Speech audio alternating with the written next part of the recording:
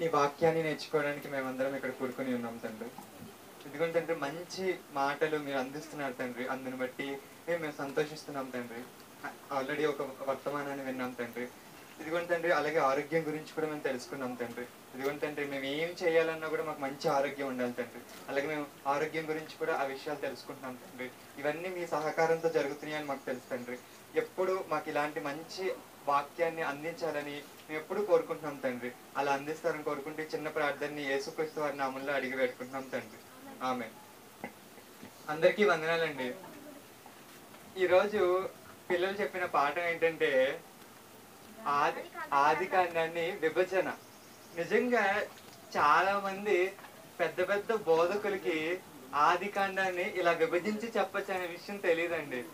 నిజంగా అసలు నార్మల్ గా గ్రంథాన్ని విభజించడం అంటే చాలా కష్టంతో కూడుకుంది. అది చాలా మనకి చాలా చెప్పిన తర్వాత మాత్రమే ఒక అవగాహన వచ్చేది. అలాంటిది పిల్లలు అలా చెప్పడం, నేర్చుకోవడం, వాళ్ళు మళ్ళీ చూడకుండా చెప్పడం, ఇవన్నీ నిజంగా వినడం మనం చూసి ఆనందించడమే కాదు కానీ ఒక పెద్ద ఛాలెంజ్ ని వాళ్ళు మనం పోస్ట్ చేస్తున్నారు. ఏంటో తెలుసా? వాళ్ళే అలా నేర్చుకోగలుగుతున్నారంటే మనం వాళ్ళకి పైగా ఉండి ఎంత నేర్చుకోవాలి. రేపొద్దున వీళ్ళు ఇలా దీనిలో ఒక డౌట్ వచ్చింది అన్నారు అనుకోండి, అప్పుడు దాన్ని తీర్చేటట్టుగా మనం ఉండాలి కదా. అలా ఉండాలి అంటే ఇప్పుడు వీళ్ళు నేర్చుకుంటున్నారు, ఎంతో మంచిగా ఇన్డెప్త్ గా నీట్ గా ఒక పద్ధతి ప్రకారం నేర్చుకుంటున్నారు. ఇలా నేర్చుకుంటున్నప్పుడు వీళ్ళకి ఒక డౌట్ రావచ్చు, ఏదో సందర్భంలో అనేకమైన డౌట్స్ రావచ్చు. ఇలా వస్తున్నప్పుడు వాళ్ళు దీన్ని ఎలా సాల్వ్ చేయాలి, దీన్ని ఎలా అర్థం చేసుకోవాలని అడిగినప్పుడు ఏమో నాకు తెలియదు అనే పరిస్థితిలో మనం ఉండకూడదు. అందుకనే మనకు వచ్చిన ఒక మంచి అవకాశం ఏంటంటే సార్ గారు వీళ్ళు ఇంకా చిన్నగానే ఉన్నారు, మన కోసం ఏం చేశారంటే ఆది కాండం నుంచి ప్రకటన గ్రంథం వరకు వివరణ, అసలు ఒక్కొక్క రెఫరెన్స్ ని ఒక్కొక్క పుస్తకాన్ని తీసుకుని అసలు చెప్పటం అంటే అది శ్రమతో కూడుకుంది కదండి. ఎందుకంటే ఎలా అంటే దానికి గ్రౌండ్ వర్క్ చాలా చేయాలి. చాలా చేస్తేనే ఒక పుస్తకం అర్థమవుతుంది. ముందు పుస్తకాన్ని ఎలా విభజించుకోవాలో అర్థం చేసుకోవాలి. అర్థం చేసుకున్న తర్వాత దీన్ని ఎలా చెప్పాలి. కొన్నిసార్లు మనం చెప్పడానికి ఆ సందర్భాన్ని ఎలా అయితే వీళ్ళకి అర్థమవుతుంది, ఆడియన్స్ కి ఎలా అయితే అర్థమవుతుంది, ఇంత చేస్తేనే ఒక గ్రంథాన్ని మనం చెప్పగలుగుతాం. అలా మొత్తం 66 పుస్తకాలని చెప్పాలంటే చాలా కష్టం. కానీ ఇప్పుడు వీళ్ళు నేర్చుకుంటున్న దానికి న్యాయం చేయాలంటే మనం దీన్ని బాగా 100% నేర్చుకోవాలి. ఈ పుస్తకాలు ఏవైతే మనకి చెబుతున్నారో అవి కరెక్ట్ గా అర్థం చేసుకోవాలి. కొన్ని అర్థం కావు, ఎందుకంటే బైబిల్లో అన్ని వచనాలు మనం అర్థం చేసుకోవాలంటే చాలా కష్టంతో కూడుకున్న పని. ఇక్కడ వింటే ఫస్ట్ చెప్పిన టైంలోనే అర్థం కాకపోవచ్చు. అలాంటి వాటికి ఏం చేయాలి, ఇంటికి వెళ్ళిన తర్వాత మరొకసారి చూసుకోవడం, మరొకసారి రాసుకున్న నోట్స్ ని రిఫర్ చేసుకోవడం, ఏదో పుస్తకం పెట్టుకుని రాసుకుని అప్పుడప్పుడు రిఫర్ చేసుకోవడం. ఇలా చేసుకుంటే ఏంటంటే మనకి ఒక మంచి మెటీరియల్ ఉంటుంది. మనం ఎప్పుడైనా ఎవరికైనా చెప్పాలంటే ఉపయోగపడుతుంది. ప్లస్ మన పిల్లలకి కూడా దీనిలో డౌట్స్ వస్తే క్లారిఫై చేయడానికి కూడా ఒక అవకాశం ఉంటుంది.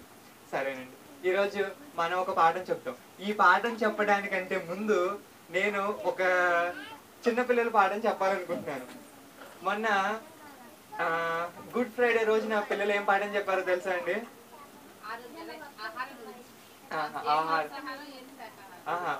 దానికోసం సిలువలో పలికిన 7 మాటలు.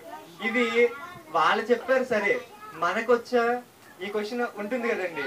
ఎందుకంటే ఆ వరుసలో మనం చెప్పలేకపోవచ్చు, లేకపోతే గుర్తుండకపోవచ్చు. వాళ్ళే అంత కష్టపడి నేర్చుకున్నప్పుడు మనం వరుసలో చెప్పకపోతే ఎలాగండి? అందుకని వీళ్ళ కోసం ఒకసారి నేను ముందుగా చెప్దాం అనుకుంటున్నాను. సరే, ఒకవేళ నేను మర్చిపోతే పిల్లలు నాకు అందించాలని అడుగుతున్నాను. ఎందుకంటే వీళ్ళు ఆల్రెడీ నేర్చేసుకున్నారు కాబట్టి. తను చెప్తే అక్కడి నుంచి అయినా సరే, అందుకే అనుకుంటే వెనకాల కూర్చోండి. సరేనండి, సిలువలో పలికిన 7 మాటలు. అసలు సిలువలో పలికిన 7 మాటలు మనం చాలా చాలా చాలా బాగా నేర్చుకున్నామండి. ఎందుకంటే 7 కలిపి ఒకే ప్రసంగంలో చెప్పేస్తే దానికి అంత న్యాయం చేయలేకపోయే వాళ్ళం. కాబట్టి మనం ఎలా నేర్చుకున్నాం, ఒక్కొక్క మాటని ఏం చేసాం, విడిగా అంటే డీటెయిల్డ్ ఎక్స్ప్లెనేషన్ చూసాం. కానీ మీరు గమనించారో లేదో, దీనిలో ఒక గమ్మత్తైన విషయం ఉంది. ఏంటంటే ఆ సిలువలో పలికిన 7 మాటలు ఏంటి, దాని అర్థం ఏంటి అని కాదు కానీ దాంతో పాటు ఇంకొకటి కూడా చెప్పారు. ఏంటో మీరు గమనించగలరా?